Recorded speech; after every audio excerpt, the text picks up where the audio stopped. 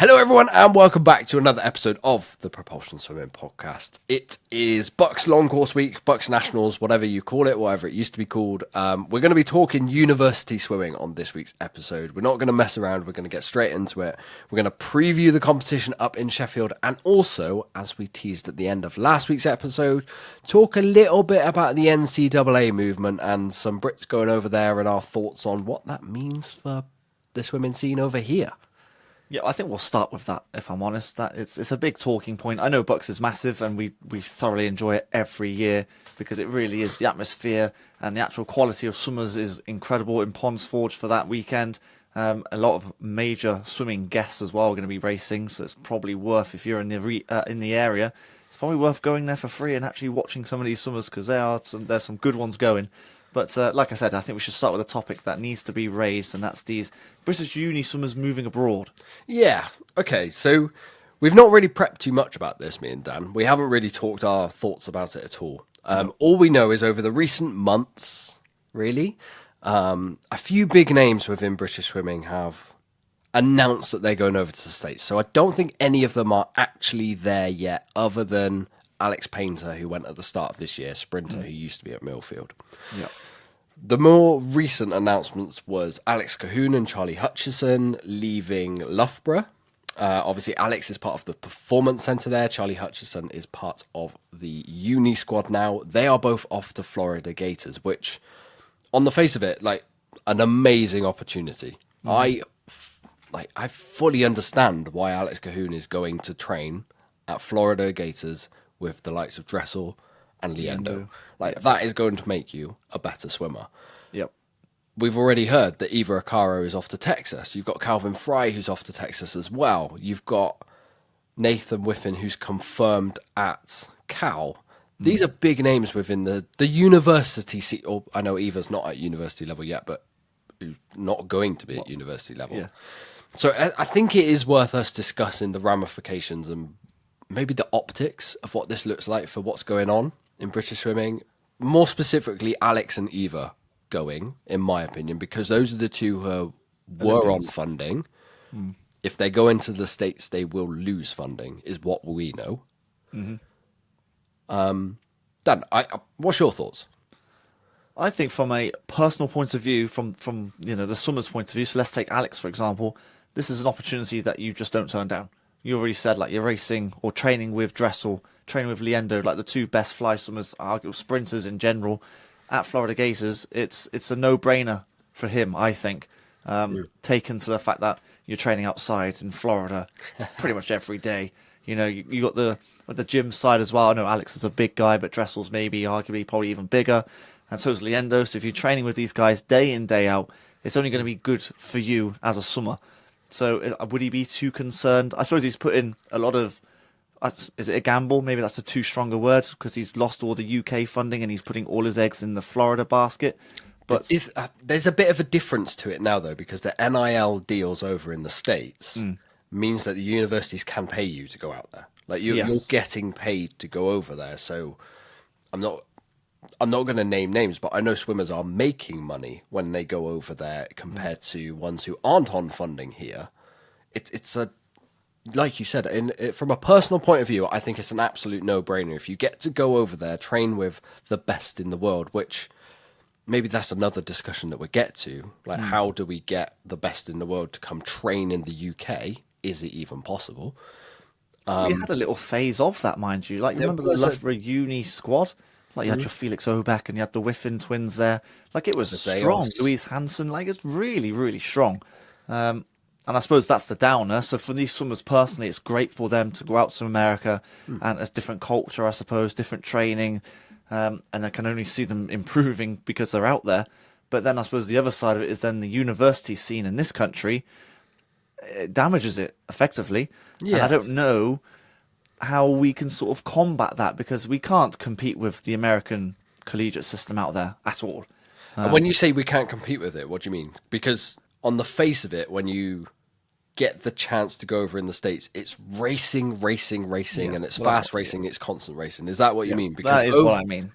Over in the UK, yes, me and you big up BUCS. Like, it's a properly good competition over here. Short course, I think, is the more exciting aspect if you want to go watch it as a spectator. Yeah. Long course is... There's some pedigree to long course. There's some really, really good races going on. Well, it's actually a major meet. I think it's a major meet. Yes, like your Edinburgh International. It's really, I think it really is up there. Fully agree. But week in, week out, there aren't these meets in Britain. There aren't the dual meets that you can go race, have a hell of a lot of fun that you can in the States, which is missing. And I think, like, Bustle has brought that in at university level, not to the level of college swimming in the States. I know it was inspired by college swimming in the States, but if you want to keep these high-profile names in the country, and I'm slightly concerned that even more might go. Possibly. I wouldn't be surprised if they did. Maybe the racing opportunities need to change, and the thing that's keeping people in the UK right now is the training opportunities, I think. But then would they be too dissimilar to your university training? Well, that's the facilities out there, I imagine, are almost second to none. Like I said, being outside, and you've got unlimited pool space because they have more 50-meter pools or more pools in general, and you can do, like I see clips of, I think it was Michael Andrew, and they have the lane ropes going widthways, and it looks like a million lanes in the one pool. It's just that you don't have that here. What's the outlook then for British swimming? Like, are we worried, like me and you, that there's momentum going around NCAAs? We see what Kyle Sockwa's doing with his swimming tour. I'm slightly concerned the UK swimming scene in university level is hitting a reset button. Like, it is. Well, it's a new Olympic cycle, so things do generally reset anyway. You look at the coaches switching around all over the place, so things do reset. I mean, overall then, Dan, like, I just, from a swimming or swimmer point of view, I get it.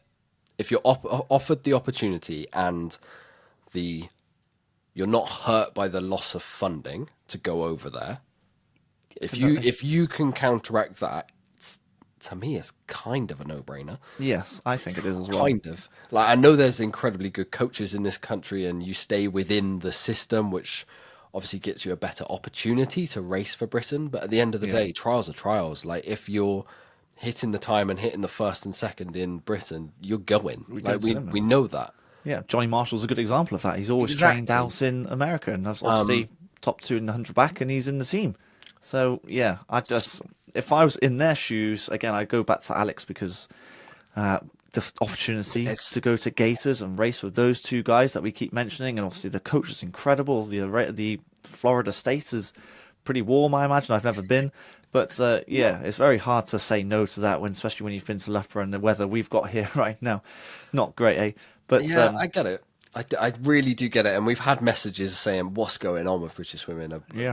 Should people be worried? But at the end of the day, swimmers are taking the best opportunity to get them faster.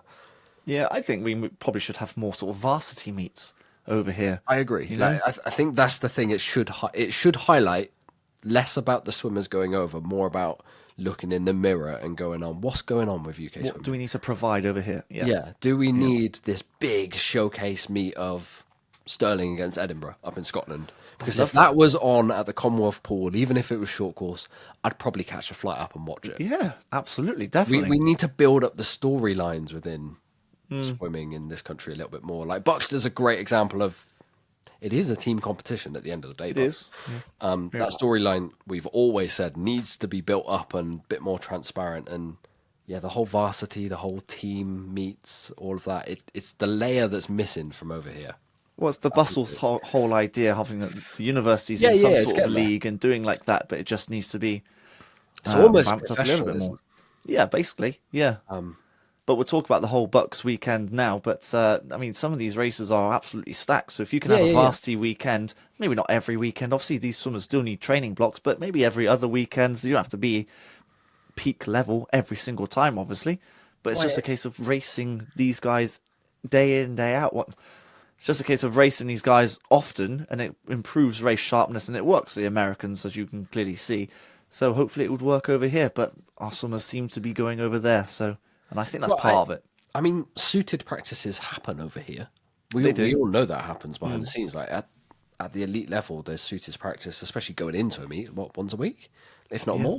Yeah. So, like, why not suit up against another university and maybe invite a few people poolside? Maybe sell some tickets. Maybe live stream it. Maybe because I've been to Loughborough 50s, and that as an event, there's no spectators to it, but it's a very, very fun atmosphere.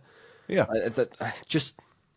Again, I don't know if this is the marketing around swimming. Yeah. I was going to say maybe this swimming's not commercial as such, and maybe there was something to be tapped into, that sort of idea. Well, who knows? If you've got any thoughts of what needs to be done, what your thoughts are on the NCAA system, drop us DM on Instagram, put it on comment on YouTube, and we'll have a discussion. Instead of rambling on for another like 15-20 minutes of me and you bickering about why it's actually a very good thing for swimmers, not such a great thing for what's going on over here, open meets, that whole system. I think we should preview BUCS because we're going to enjoy this weekend. Okay, so the best place for us to start, Dan, when we're talking previewing BUCS, I think we're not going to go through race by race, but if we do 2 races to watch each, and then maybe one total one, it is tough. But let's be concise for once. Okay. We will try. Yeah. And I'll kick things off with the women's 200 meters backstroke. So the reason we're going to say these races to watch is it is sometimes an early indicator of what's going to happen at trials in 2 months' time. This is what BUCS is. It's your first sighter at long course swims who's thereabouts. And last year, the women's 200 meters backstroke shone a light that Honey Osborne is a good shot for the Olympic Games. She beat Katie Shanahan at BUCS. This year, she races Katie Shanahan again, and there's Holly McGill also in that. So for me, this is an early marker. Yes, everyone's training. It doesn't matter.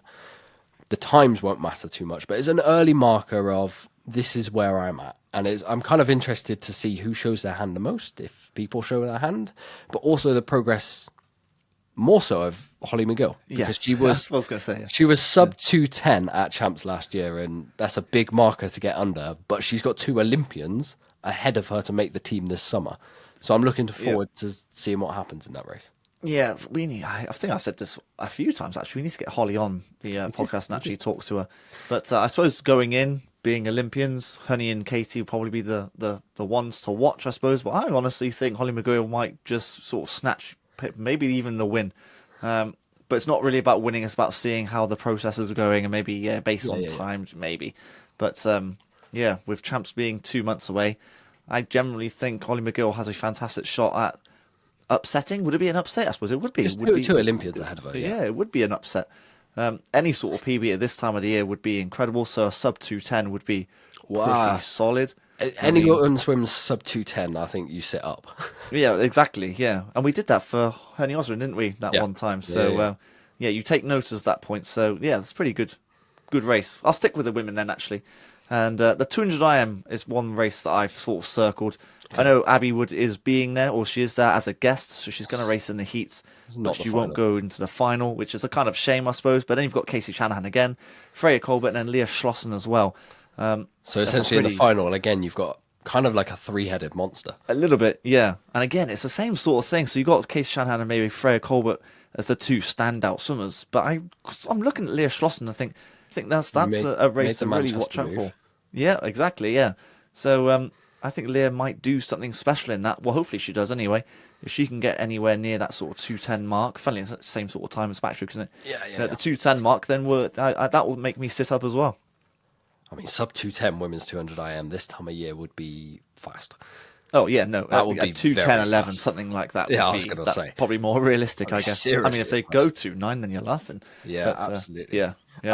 Okay, my second one is going to be the men's 400 meters freestyle. And I'm taking a punt here because we said guest swimmers can't swim in the finals, but 400 and above goes fastest heat in the evening. So technically there's no final. Yeah. So I think this is how it works because we don't have the start sheet in front of us. I'm pretty sure James Guy is going to be in that fastest heat, and he's going to be against Dan Whiffen and Tyler Melbourne Smith, which to me, that's as good as a race as it gets. It may be even better than British Champs because Dan Whiffen's swimming next to Jimmy. Yeah, I can't in my head, imagine them both that's racing. how it's going to go. I'll tell you what, if I'm wrong, I apologise. But either way, Dan Whiffen against Tyler Melbourne Smith, given how close it was at short course, is going to be a good race. Yeah, do you remember we said right at the very beginning that this is almost a reset for university swimming? And maybe this is almost a reset of, not quite changing the guard, but these younger guys actually starting to put their hand in the mix and say, actually, this is almost my time, or it's going to be my time within the next year or two. And Tyler Melbourne Smith is getting better all the time. I mean, his 200 free really impressed me last year, and I consider him more as a 4.8.15 swimmer. So if he's there racing Dan Whiffen and hopefully Jimmy Guy as well, then what an experience that is. That must be like bucket list sort of stuff for him. Yeah, I mean that's one thing to take away from BUCS. It's less about the swims that aren't fast because everyone's training hard, and more the swims that are fast that you take away, essentially, isn't it? So if Tyler can come away with a fast time in the 4.3, you're just like, yeah, same as the women's 200 backstroke. You sit up, you take notice ahead of trials, and people can build some momentum, build some confidence going into what is a cagey meet in London. Like, it is a pressure cooker. We saw that with the times at Champs last year. Not all of them were outstanding. No, I mean, it's very different when it's an Olympic year, mind you. It might not be as big a pressure cooker this time around. I know World Championships is still big. Obviously, it's the second biggest meet there is. But it's not quite the same as your Olympics, obviously.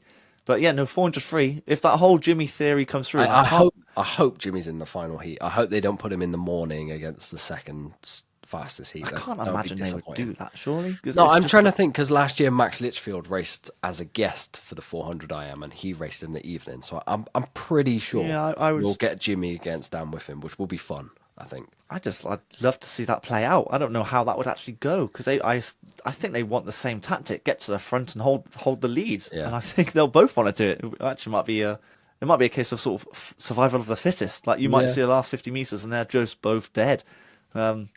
That'll be a good race to watch, actually. Yeah. My last one, I'm stuck really. I looking at the start list, the 200 free, so both men and women's, is amazing. But again, they're full of guests. Yeah. So the final maybe doesn't quite live up to what you'd hope in the heats, let's say. But I did have a look at the men's 100 fly. Again, Jacob Peters is a guest, so he will probably bomb it in the heats and see how he goes. But then behind him, well, I say behind him, these guys might actually beat him in Josh Gammon, Ed Mildred, and of course Joe Litchfield. So Joe Litchfield is a guest as well. Well, yes, yeah. So I'd be amazed to see how they all do, time-wise, qualifying for the final. And then a head-to-head between Gammon and Mildred would be, I think that'd be really good. I know Josh Gammon is slowly progressing through the sport, and arguably, would he be on number 100 flight? Well, maybe the BUCS meet will be the one to sort of gauge that, actually. Yeah, I would have thought... Well, you say that. Jacob Peters' PB is phenomenal. Oh, it's quick. Oh, gosh, yeah. Phenomenal. Yeah, I mean, here's a guest who's not going to be in the final, obviously. But, Josh Gammon, Ed Mildred. Again, shame with Joe Litchfield that he's not going to be in the final. But I think that's a good head-to-head. I think that a men's 100 fly. Be a good sort of gauge to see where those guys are at, because it's obviously the... not the weak link, but it's the area that we need to improve on that men's medley at the moment, or there's no standout swimmer just yet. So I guess so. That was the one event at trials last year where everyone was a bit like, ooh. Yeah. It was a bit of a weird atmosphere on poolside after that race. So you kind of want all of these guys in this event to start building the momentum into trials. Well, yeah, I mean, we talked about the men's 100 backstroke, and there was a massive depth, and I think the 100 fly is slowly getting there as well. And I'm sure it can only make these swimmers go quicker. And hopefully, the time comes tumbling down. If we can get anywhere close to Jimmy's British record eventually, then we're in good shape, because, that team was pretty young. I know Adam's not swimming at the moment because he's away, but there's some other breaststrokers coming through who are even younger than these guys. So Adam is back. He is back. Well, I don't know if he's racing at Champs, but... we'll find that one out. Yeah, I'm looking forward to don't know for sure, but he's definitely back training. He is back, yeah. Okay, Dan, I'm going to ask you the question we ask every BUCS. Are Loughborough going to get beaten? I'm going to go with no. I don't think so. No. Okay. They're going to be run a bit quite close by Stirling, of course, because I think Stirling will be the closest challengers. You've got that was the thing at short course last year. I thought that Stirling would get closer than they did, and it was close in the end. But they lost a fair few of their aquatics GB swimmers to the awards. And that's not going to happen this time. This time you still have the likes of Katie Shanahan swimming a full meet, Angharad Evans swimming a full meet. Loughborough are obviously favourites because they're unbeaten at BUCS, pretty much. I just think there might be. I want some competition. I want some team competition to actually build something into like the final event where it's the relays of against each other. I need that drama in my life, and I think like everything about like commercial wise, marketing wise, excitement wise, British swimming. We've just talked about obviously momentum kind of being sucked by swimmers going over to the States. I think maybe like the team element, and if someone announced to me at the end of day 2, well, Sterling are within 10 points at Loughborough, I'd be like, oh, okay, let's build this. And it could build a bit of tension on poolside. It can build an atmosphere on poolside. It can, you never know, Loughborough might get nervy. They might do a flyer in a relay. It might build some momentum for Sterling or whoever's challenging them. We can't keep showing up at meets and it just being, well, no one cares. Yeah. That attitude needs to change. It needs to go. Well, this is where I think the whole varsity thing would come into play. So you went to Nottingham Uni, you went to Nottingham Trent. So if you have the right one. Both Nottingham universities racing each other, it's obviously going to be a massive showdown, isn't it? Well, we did have varsity. But not very often. Cardiff and Swansea it was once a year, but it wasn't a professional meet, if that makes sense. It wasn't But it needs to be. Cardiff Swansea is massive, but it doesn't happen anywhere near enough. You know, these sort of meets need to happen. Yeah. And I think that's what's missing to build this sort of jeopardy that you're missing, or the drama in your life that you're missing. That's the thing. I'm missing the drama in swimming. I'm watching a lot of sports right now. I've just watched the Super Bowl, which was completely dramaless. Yeah. And I just need that. Swimming needs to be that exciting sport that we all know it is. Like, there is excitement. It's not just touch a wall, look at the time, okay, move on to the next meet. I think we need some significance on racing. And well, this is where the Americans are so good at that. They get it right. And it's almost every single race is the building blocks are there for BUCS. It's already there. It's a fast competition. You've got all the names. You've got all of the universities. Let's add on that layer of having a scoreboard which has Loughborough top, Stirling top, whoever, and have that up for the whole session. Yeah. Like, as much as we've said, like, it would be really interesting to see the women's 200 back go sub 210. Doesn't mean a thing. To me, it means a thing if Stirling ahead of Loughborough. Or whoever, Edinburgh are ahead of Stirling. Like, even that in second and third place. Or Birmingham are ahead of Bath. That would mean so much more to me than Ollie Morgan going a 52 point for 100 back. I think that it needs that rather than the individual swims, because the times this time of year don't matter. That is the problem. Well, swimming is very time-based, obviously, but this is where the Americans do it really well, because it's Team A versus Team B, and it doesn't even matter what the time is. I don't even feel they have a scoreboard, if I'm honest. They literally just see whoever touches first, and it's 5 points to you, whatever the scoring is. Yeah. And that's pretty much what we need over here. This time of year, times don't really matter. Yeah. The times that matter, let's say Edinburgh International, then you can kind of gauge where you are. Then you lead into champs, and so on and so on and so on. Yeah. So that's what's missing, I suppose. And again, it's commercial side. It's the commercial side. It is. That needs to happen. If you want to sell the sport, I think that's what you sell an in-season meet as. You don't sell it as an open meet style. You need to sell it as a team. Yeah. We've had this discussion. Anyway, so many times. Anyway, I'm going to be up in Sheffield for, I think, all 3 days. I've got to get up there on the Friday and see what happens. If you catch me on poolside, come say hi. I always appreciate it. University scene, I love coming and seeing it because it's one of the most fun meets. I won't be out in the evenings like everyone else. But yeah, like, go watch it if you're in Sheffield. Go see some of the fastest swimmers in the country. Go see Olympians. Gold medalists. Watch the live stream if you're interested as well. We'll try and share it on our stories. And me and Dan will be back in 7 days' time hopefully discussing the result rather than the swims. Well, we'll see. Depends if Loughborough win. Then it's like, oh, they won again. But no, I don't mind if they win, obviously. But if it's close, then we've got something to talk about. Yeah, I know what you're saying. Even if I manage to talk about Birmingham beating Bath or something like that. Something like that. Yeah, it feels like a glimmer of light within the British swimming scene. Okay, that just about rounds up this week's episode of the Propulsion Swimming Podcast. If you haven't subscribed already, please do so on YouTube, Apple Podcasts, and Spotify. And me and Dan will see you guys in 7 days' time. Yeah, thank you for listening, everyone, and we'll catch you on the next one. You've been listening to the Propulsion Swimming Podcast with Scott and Dan. We want to thank you for joining us and invite you to subscribe to the show, as well as checking out the Propulsion Swimming YouTube channel for weekly tutorials and videos to get your swimming fix. We will be back next week.